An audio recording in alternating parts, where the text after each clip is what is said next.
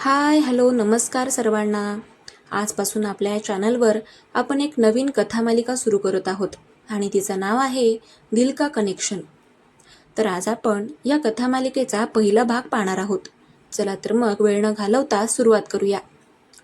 उदयपूरच्या जगप्रसिद्ध the grand palace बाहेर मे महिन्याची ती संध्याकाळ एरवीपेक्षा खूप जास्त गजबजलेली होती. राजस्थानच्या हवेमध्ये असलेला तो सुका उन्हाचा कडकडाट आता हळूहळू मावळतीला लागला होता आणि आकाशात केशरी गुलाबी रंगांची उधळण सुरू झाली होती. पण या नैसर्गिक सौंदर्यापेक्षा तिथल्या माणसांना वेध लागला होता तो मानवनिर्मित चक्रा चौदांचा.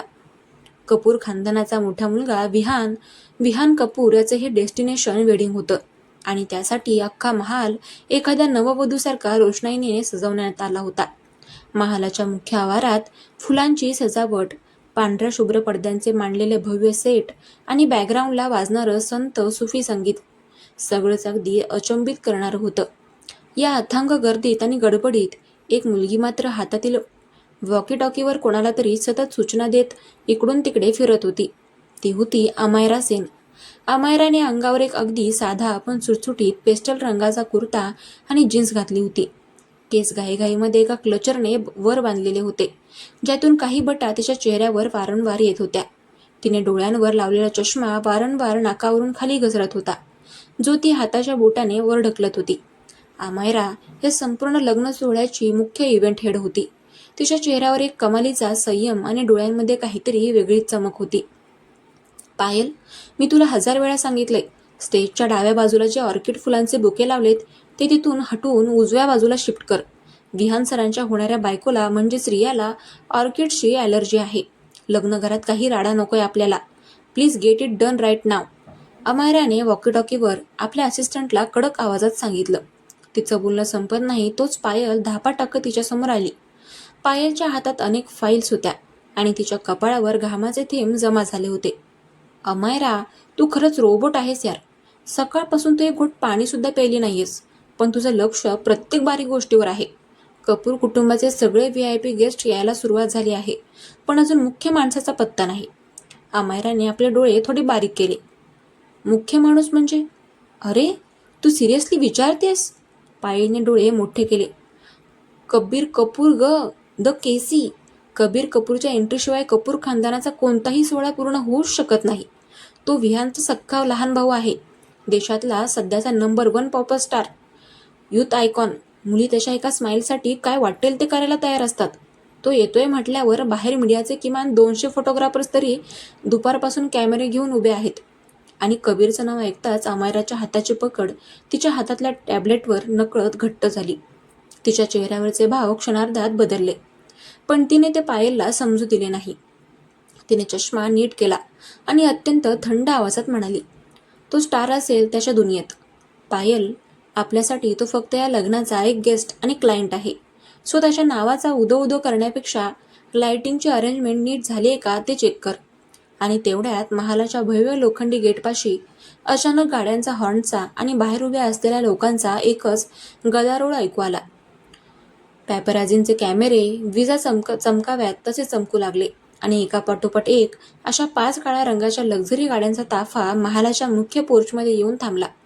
सगळ्यात पुढे आणि मागे बॉडीगार्डच्या गाड्या होत्या आणि मधोमध होती एक आलिशान ब्लॅक रेंज रोवर. गाडी थांबताच कडेला उभ्या असलेल्या मुलींनी एकच आरडाओरडा सुरू केला.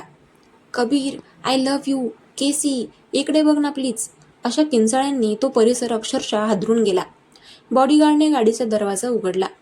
आधी एक महागडा चकचकीत काळा बूट बाहेर आला आणि त्यापाठोपाठ कबीर कपूर गाडी बाहेर पडला. 6 फूट उंची, परफेक्ट जिम बिल्ड शरीर, अंगावर ब्लॅक डिझायनर लेदर जॅकेट आणि आतमध्ये पांढरा टी-शर्ट, चेहऱ्यावर हलकी वाढलेली दाढी आणि डोळ्यांवर डार्क सनग्लासेस. त्याचे केस हवेत थोडे विस्कटलेले होते, पण तेही त्याच्या ग्लॅमरला अधिकच वाढवत होते. कबीरच्या चालण्यात आणि वावरण्यात एक अजब जन्मजात ॲटिट्यूड होता. त्याला माहिती होतं की तो जिथे उभा आहे तिथे जगाची नजर खिळते.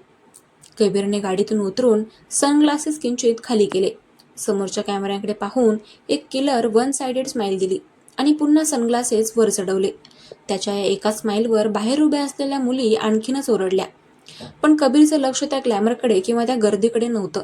तो गाडीतून उतरल्यापासून त्याचा फोन कानाला लागलेला होता आणि तो त्याच्या मॅनेजरवर प्रचंड चिडलेला दिसत होता. राहुल, मी तुला सरळ भाषेत सांगितलं होतं की मला त्या इंटरनॅशनल ब्रँडसोबत कोणतंही डील करायची नाहीये. त्यांना वाटतं की ते मला हवे तेवढे पैसे देऊन विकत घेऊ शकतात. कॅन्सल द शिट राईट नाव. कबीरचा आवाज भारी आणि बेस असलेला होता. त्यामध्ये एक स्पष्ट हुकुमशाही जाणवत होती. तो फोनवर बोलत होता. आजूबाजूला न बघता झपाझप पावले टाकत महालाच्या मुख्य कॉरिडॉरमधून आत येऊ लागला. त्याने बॉडीगार्ड्स लोकांना बाजूला करत होते. कबीरचा मूड आधीच खराब होता आणि त्यात हा लग्नाचा बडेजाव त्याला आणखीनच इरिटेट करत होता. दुसऱ्या बाजूला अमायरा कॉरिडॉरच्या कोपऱ्यातून हातातील काही महत्त्वाचे पेपर्स आणि गरम कॉफीचा ग्लास घेऊन घाईघाईने स्टेजच्या दिशेने निघाली होती. तिचं लक्ष तिच्या हातातील कागदपत्रांवर होतं, ज्यावर ती काहीतरी वेगाने लिहत होती. कबीर फोनवर ओरडत होता, मला फरक पडत नाही राहुल, जस्ट. आणि त्याच वेळी तो कॉरिडॉरच्या वळणावर आला आणि सगळं काही सेकंदच्या काही भागातच घडलं. अमायरा आणि कबीर यांची सरळ एकमेकांशी टक्कर झाली. अमायराच्या हातातील सगळे पेपर्स हवेमध्ये उडाले आणि तिच्या हातातला कॉफीचा ग्लास थेट कबीरच्या छातीवर आदळला. कबीरने स्वतःला सावरण्याचा प्रयत्न केला, पण तोपर्यंत ती कडकडीत गरम कॉफी त्याच्या पांढऱ्या टी शर्टवर आणि लेदर जॅकेटवरून सांडून थेट त्याच्या महागड्या बूट्सवर पडली होती. अमायराचा टॅब्लेटही जमिनीवर पडून त्याची स्क्रीन हलकी क्रॅक झाली. आजूबाजूला उभे असलेले मॅनेजर्स, बॉडीगार्ड्स आणि स्वतः पायल जागेवरच थिजले. संपूर्ण कॉरिडॉरमध्ये एका सेकंदासाठी स्मशान शांतता पसरली. कबीर कपूरवर कोणीतरी कॉफी सांडली होती. ही गोष्टच तिथल्या लोकांसाठी भूकंपासारखी होती. कबीर जागेवरच थांबला. त्याने आपल्या छातीकडे पाहिले, जिथे कॉफीचा मोठा डाग पडला होता आणि गरम कॉफीमुळे त्याची त्वचा थोडी पोळली होती. त्याचा आधीच गेलेला पारा थेट 7व्या गगनाला भिडला. त्याने आपले सनग्लासेस काढून जॅकेटच्या खिशात कोंबले आणि त्याचे लाल झालेले डोळे थेट अमायरावर स्थिरावले. व्हॉट द हेल इज दिस? पाहून चालता येत नाही का तुम्हाला? डोळे कुठे घाण ठेवलेत? कबीरचा आवाज संपूर्ण कॉरिडॉरमध्ये गाजला.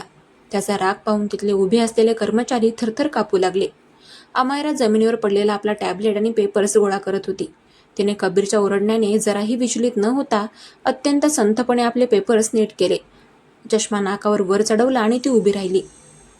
तिने कबीरच्या चेहऱ्याकडे पाहिले. कबीरला वाटलं होतं की ही मुलगी आता रडायला लागेल किंवा हात जोडून माफी मागेल, पण अमायराच्या डोळ्यांमध्ये ना भीती होती ना पश्चाताप. उलट तिथे एक अजब शांतता होती आणि खंबीरपणा होता. ती कबीरच्या डोळ्यांमध्ये थेट डोळे घालून अत्यंत शांतपणे धारदार आवाजात म्हणाली, रागाच्या भरात फोनवर ओरडत आजूबाजूला न बघता चालतात तर असे अपघात होणारच मिस्टर कबीर. चूक फक्त माझी नाही, तुमचीही आहे. कारण रस्ता जितका माझा होता तितकाच तुमचाही होता. आणि हो, सॉरी फॉर द कॉफी. तिचं वाक्य ऐकून कबीरचे डोळे आश्चर्याने मोठे झाले. त्याला आजपर्यंत कोणी मिस्टर कबीर असं म्हणून टोकलं नव्हतं आणि त्याच्या रागावर उलट उत्तर देण्याची हिंमत कोणाचीच झाली नव्हती. चूक माझी आहे? कबीरने आश्चर्याने आणि संतापाने स्वतःकडे बोट दाखवलं. तुम्हाला माहिती आहे का तुम्ही कोणाशी बोलताय? मी कोण आहे याची कल्पना आहे का तुम्हाला? अमायराने एक हलकी उपरोधिक स्माईल दिली. हो, माहिती आहे. कबीर कपूर, या लग्नाच्या मुलाचे लहान भाऊ. पण म्हणून कॉरिडॉरमध्ये समोर न बघता चालण्याचा परवाना तुम्हाला मिळत नाही. एक्सक्यूज मी, मला खूप कामं आहेत. एवढं बोलून अमायरा कबीरच्या बाजूने सरकली आणि कबीरला तिथेच अवाक सोडून कोणताही नखरा न करता तिथून निघून गेली. कबीर तिथेच उभा राहून तिच्या जाणाऱ्या पाठमोऱ्या आकृतीकडे पाहत होता. त्याच्या मुठी घट्ट आवळल्या गेल्या होत्या. त्याचा इगो आज पहिल्यांदाच एका सामान्य मुलीने एवढ्या लोकांसमोर दुखावला होता. कोण आहे ही मुलगी? कबीरने दातावर दात घासून उभ्या असलेल्या हॉटेलच्या मॅनेजरला विचारलं. त्याचा आवाज इतका थंड होता की मॅनेजरची बोलतीच बंद झाली. सर, ती अमायरा सेन आहे, या संपूर्ण लग्न सोहळ्याची मुख्य इव्हेंट मॅनेजर. मॅनेजरने भीत उत्तर दिलं. कबीरने अमायरा ज्या दिशेने गेली होती तिथे रोखून पाहिलं. त्याच्या चेहऱ्यावरचा राग आता एका वेगळ्याच अडीमध्ये बदलला होता. अमायरा सेन, तुझा हा ॲटिट्यूड ना, हा मी पुढच्या 24 तासांमध्ये उतरवतो की नाही बघच, तो मनातच म्हणाला आणि वैतागून आपल्या सूटच्या दिशेने निघून गेला. दुसऱ्या बाजूला महालाच्या मागे बाजूला असलेल्या एका शांत कोपऱ्यात अमायरा आली. तिच्या हातातील पेपर्स अजूनही थोडे थरथरत होते, पण तो भीतीने नव्हता. तिच्या चेहऱ्यावरचा शांत मुखवटा आता उतरला होता. तिचे डोळे सुडाच्या भावनेने जळत होते. तिने आपल्या खिशातून एक जुना चुरगळलेला फोटो काढला त्या फोटोमध्ये कबीरचे वडील आणि कपूर समूहाचे अध्यक्ष रणजित कपूर एका माणसासोबत उभे होते. अमायराने त्या फोटोवर बोट फिरवलं आणि अत्यंत धीम्या पण करड्या आवाजात पुटपुटली, खेळ तर आता सुरू झालाय कबीर कपूर. तुझ्या ह्या घमिंडीच्या दुनियेला जेव्हा माझ्या भूतकाळाचे धक्के बसतील तेव्हा समजेल की खरी किंमत काय असते. कपूर खानदानाचा हा बडेजाव मी याच लग्नात होळीला मिळवणार. आणि तिथून सुरू झाला हा एक असा खेळ जिथे एका बाजूला कपूर खानदानाचा ग्लॅमरस, श्रीमंत आणि घमेंडी वारस होता आणि दुसऱ्या बाजूला आपल्या आयुष्याची राख रांगोळी करणाऱ्यांचा हिशोब पूर्ण करायला आलेली एक धाडसी मुलगी. तर मंडळी, कसा वाटला आजचा भाग तुम्हाला? आवडला की नाही कमेंट करून नक्की कळवा. आता यांची लव्ह स्टोरी आपल्याला पुढच्या भागातच बघायला मिळेल. त्यासाठी आपल्या या चॅनलला सबस्क्राईब करायला विसरू नका. आणि हो, जास्तीत जास्त शेअर करा. भेटूया उद्याच्या भागात. चलो बाय.